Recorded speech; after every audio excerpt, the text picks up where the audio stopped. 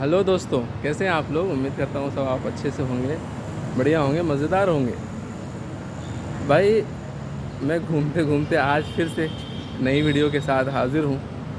बताते चलूँ कि उसी कड़ी को मैं कंटिन्यू कर रहा हूँ।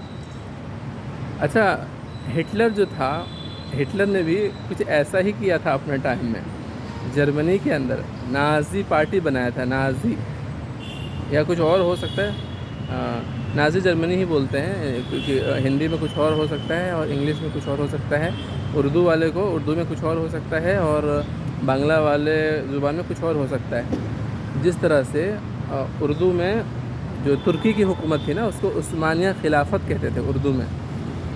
इंग्लिश में उसको ऑटोमन एम्पायर कहते हैं, ठीक है। और और इसमें क्या कहते हैं, हिंदी में ये ये खिलाफत आंदोलन, और वहाँ बोलते थे कि उस्मानी हुकूमत, और उर्दू में उस्मानिया खिलाफत। तो थोड़े थोड़े वर्ड के वो हो सकते हैं फ़र्क, मुझे हर लैंग्वेज उतने अच्छे से नहीं आता।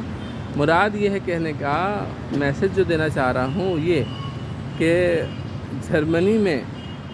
जर्मनी और पूरा यूरोप ही मोस्टली क्रिश्चियन मेजॉरिटी वाले इलाके हैं, एरिए हैं। पूरा कंटिनेंट जो है क्रिश्चियन मेजॉरिटी है। और वहाँ के उस कंटिनेंट के, यूरोप कंटिनेंट के एक देश जर्मनी में हिटलर ने जो है, उसने यहूदियों को, ज्यूज़ को निकालना शुरू किया अलग अलग बहाने से। और वो धर्म के नाम पे आया था। वो किस नाम पे आया था? धर्म के नाम पे, कि हमें क्रिश्चियन बचाने हैं। किससे? क्रिश्चियन देश है, मेजॉरिटी क्रिश्चियन का है, सरकार क्रिश्चियन का है। और बचाने किसको आप निकले थे? क्रिश्चियनों को।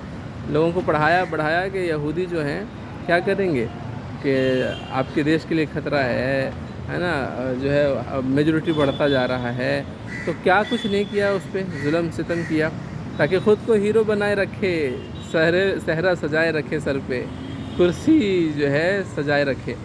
तो इसके लिए क्या कुछ नहीं किया उसने, है ना।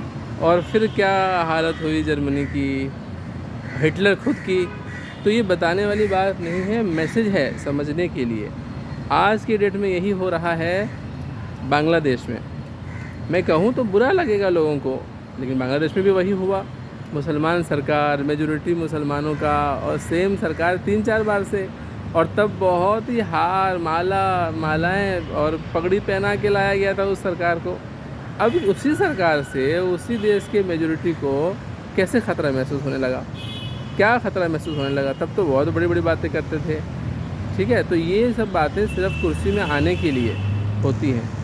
तो ये 2 एग्ज़ाम्पल मैंने दिए। एक तो जर्मनी का जो काफ़ी पुराना है, जो हुआ हिटलर का पतन ही हो गया, ठीक है, और देश का भी बुरा हालत हुआ। तो दूसरी तरफ बांग्लादेश का अभी हालिया एग्ज़ाम्पल आपके सामने है, कि वहाँ भी धर्म के नाम पे सरकार में आए लोगों ने क्या देश का बेड़ा गर्क किया। और फिर वो खुद हटना पड़ा, क्योंकि आवाम को, लोगों को, जनता को ये महसूस हो गया कि ये सिर्फ बातें कर रहा है। हम तो पहले भी महफूज थे, हमारी जब मेजॉरिटी है, हमारी सरकार है। मेहनत तो हर एक को करनी पड़ेगी, कमाना तो सबको पड़ता ही है। तो सरकार क्या करता है? हाँ, कुछ फैसिलिटीज़ ज़रूर प्रोवाइड करते हैं, सिक्योरिटी ज़रूर प्रोवाइड करते हैं। वो तो हर सरकार ही करेगी, सरकार का दायित्व है, सरकार की जिम्मेदारी है, ठीक है। और इंटरनेशनल एजेंसीज़ हैं, इंटरनेशनल यूनियंस हैं, जो कि उन चीज़ों को देखते हैं, और उसमें सरकार को काम करना पड़ता है उस सब पे, ठीक है। तो वो सरकार करेगी, और वही काम है सरकार का, देश के, आवाम के, है ना, डेवलपमेंट के लिए, इंफ्रास्ट्रक्चर के लिए। बातें नहीं, ज़मीन पे दिखनी चाहिए वो विकास, वो तरक्की, वो जो है डेवलपमेंट, वो ज़मीन पे दिखता हुआ नज़र आना चाहिए, सिर्फ बातें नहीं। और सरकार को सिर्फ आवाम की, जनता की, डेवलपमेंट की, तरक्की की, इंफ्रास्ट्रक्चर की, टेक्नोलॉजी की, इन चीज़ों की बातें सिर्फ करनी चाहिए।